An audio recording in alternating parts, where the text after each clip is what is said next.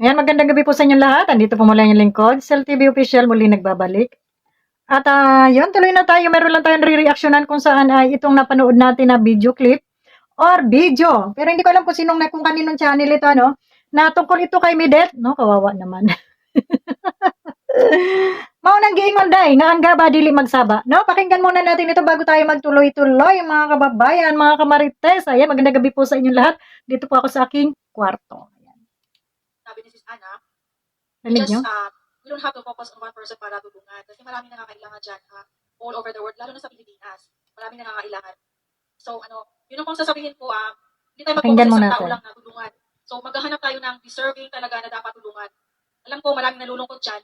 Pinalabas na po namin, we just wanna lay down ano talaga ang totoo. Hindi naman namin sinabi dito na, ako, personally, hindi naman malaki ang nabigay ko na pera kasi I was being careful na kasi naloko na ako one time. So, anong sinabi ko lang na, kung pili nyo mag-support pa rin, nasa inyo na yan kasi we live in a free country naman, we live in a free world. So kung pili nyo mag-support, nasa inyo na yan, we respect your decision. Sana you respect our decision din kasi we live in a free country. Hindi po kami naninira, wala kaming taong inaapakan.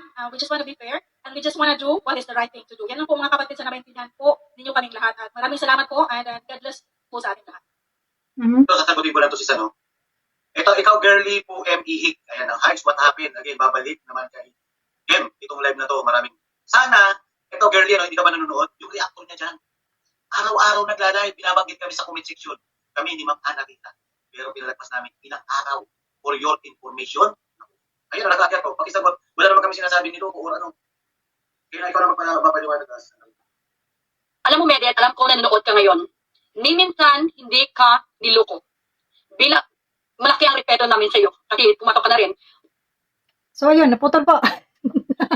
So, ayun, tuloy na po tayo. Ito pong video na ito, video clip nating napanood, ay ito'y patungkol kay Midit na ito yata ay kanya mga dating kasamahan o ito yung mga tawag nito, mga sponsor, no, na umalis na yata sa kanya at sabi nga ay marami pang deserve na tulungan, hindi lamang si Midit, no. Anong nangyari kay Midit? Kasi hindi na, simula noon hindi na ako nakakapanood sa kanya. Mga kamarites, anong nangyari? So yan, kawawa na ba siya dito? Atin na ba siyang yayakapin o atin pang babanatan? Yan kasi yung mga sinasabi ko, no? Na ang kasikatan ay hindi permanente. Ang kasikatan ay panandalian lamang, hindi nagtatagal, lumalaos din. Kumbaga sa ganda, yung ganda mo ay hanggang may, hanggang may panghaplas ka pa. Pag wala ka ng panghaplas, wala ka ng ganda. So, ganon. So, hindi ko siya kakampihan dito dahil alam naman natin kung anong ginawa niya sa Kalingap. Maling-mali naman talaga yung kanyang ginawa, no? Pero sa isang banda, parang sa sinapit niya, hindi naman tayo kawalang hiyang tao. Parang nakakaawa, no? Nakakaawa na nakakainis. Doon sa mga viewers, masasabi ng iba dyan na buti nga, no? Buti nga sa'yo kasi mayabang ka. Kung hindi ka ba naman mayabang, hindi magkakaganyan. Yan ang sinasabi ko na kung isang sponsor lang ang umalis, ay baka yung sponsor na yun ang may problema. Pero halos yata lahat umalis na, no? Kasi yung isa narinig ko nung kay Sangkay, kay Sangkay, noong narinig ko doon sa upload ni Sangkay, yung isang sponsor na ginawan mo rin ng kawalang hiya ang babaita ka. Anong nangyari sa'yo? Bakit nagkaganyan yung mga sponsor mo? Bakit wala nang nagmahal sa'yo?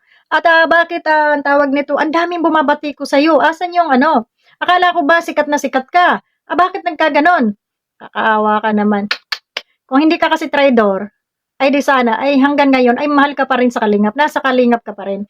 Kaso, pinairal mo yung pagiging tuso mo. No? Akala mo lahat ay malalamangan mo. Akala mo lahat ay maiisahan mo. Ayan. Ang nangyari, nga. Siguro naman, dapat, yung mga binigay sa yung pera ay nailagay mo sa tama, at least kahit mawalan ka man ng mga sponsor, may naipon ka galing sa kanila. Nagre-reflect yung aking ilaw sa aking salamin. Dito na nga tayo humarap. Ayan, ganun pa rin. So, ayun. Paran mo tayo. Yun. Ganun. Tutungo na lang. So, ayan, tuloy na tayo. At yung ating salamin ay talagang Ayan, para na akong may sa mata. Tanggalin ko nga. So, yun. Okay na. Wala nang nagre-reflect sa aking eyes. So, tuloy po tayo sa ating reaction. Sa isang banda, parang anuhan mo siya ng nakakaawa kasi nga dahil doon sa kanyang ginawa na kung saan ay Anong ginawa ng mga sponsor sa kanya, no? Ngayon masasabi natin siya talaga yung may problema dito, no? Kawawa ka, hindi ka pa mga sumisikat ng gusto ay nalaos ka na, no? Ngayon ang dami na bumabati ko sa iyo. Ang dami mo nang kaawa yata, no? At nagtiwala ka, lalo na dito kay Japina, nagtiwala ka. O, ayan, siya pa mismo yung sumira sa'yo, di ba? Kaya, huwag kang basta-basta magtitiwala sa mga pamangako. O, kita mo, anong nangyari? Sinulot ka lang ng mga sponsor? O, sino bang nanulot? Sinulot mo yung mga sponsor. Inilayo mo sa kalingap. Dinala mo. Ngayon, iniwanan ka nila. Di ba? So, yun, masyado ka kasing na-shock. Sa madaling salita, masyado kang na-shock sa pera na nahawakan mo. Akala mo kasi tuloy-tuloy. Akala mo tuloy-tuloy yung baha. Hindi mo alam na pag tumigil ang ulan, tigil rin ang baha. No? So, yun. Walang ano. Sabi nga ay lahat ng bagay dito sa ibabaw ng mundo ay panandalian lamang. No? Yung kasikatan, lilipas yan. Kaya pag kayo ay nasa level ng kasikatan ninyo, huwag kayong masyadong mayabang. No? Pag alam nyo kayo tumataas, huwag kayong masyadong mayabang kasi ang tendency nung lalagapak din kayo. Mas masakit yun, yung lagapak. No? So ngayon, ano na? Hindi ka na makabalik sa kalingap. Diba? Sino pang yayakap sa iyong love team? Nakilala ka na ng mga tao na ganyan ang ugali mo na hindi ka mapagkakatiwalaan pagdating sa pera at saka sa mga kasamahan mo? Asan yung pinagyayabang mong community mo? Asan yung pinagyayabang mo na alipores mo dyan na tawag nito? Kilala ka na. Kilala ka na sa buong mundo ng social media, no? So, ayun. So, sana maging aral, lesson, yan sa'yo, na hindi pag nakakita ka ng ay masyado kang mataas sa kapwa mo, no? Yung masyado mayabang magsalita, no? Na akala mo hindi ka na babalik sa kung saan ka nagmula.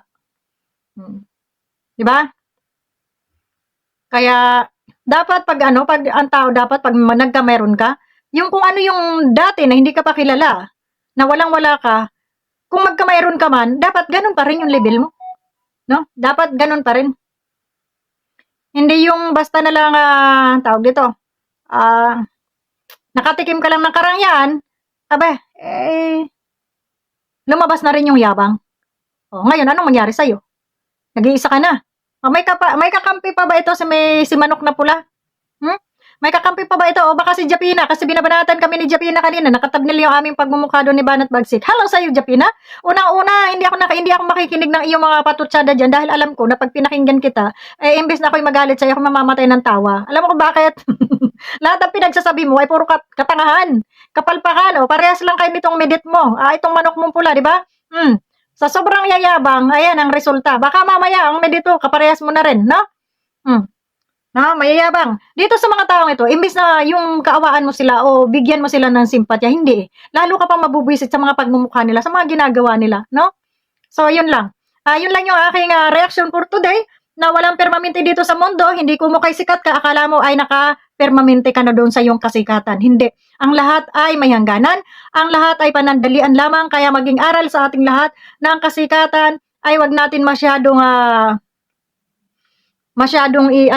kumbaga, sambahin dahil mga bukas-bukas yung kasikatan mo ay wala na. Ganun yun. So ngayon, pinag-iwanan ka na ng mga sponsor, ano nang labas mo? Bukod sa kawawa ka na, ikakahiya ka pa ng mga viewers mo dahil dyan sa, sa ugali mo. No? Kasi alam ko may ugali ka eh.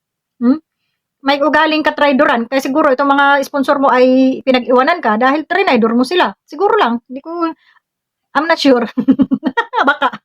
Ayan, yung tamang salita. Baka lang naman. Baka lang, no? Kasi bakit? Anong dahilan nila? At pinag-iwanan ka nila, no? Galit na sa'yo yung iyong mga sponsor. Sabi nga, nandyan ka na rin lang medit. Kasi noon pa man, alam ko may hindi ka na magandang ugali eh. Yung masyado kang pala, yung laban. O, yun. Hindi maganda yun. Yung pagsagot mo na lang doon kay Kuya July sa kanyang comment, na parang akala mo kung sino ka na dahil akala mo piling sikat ka na. Ayan, ang napapala. Piling sikat.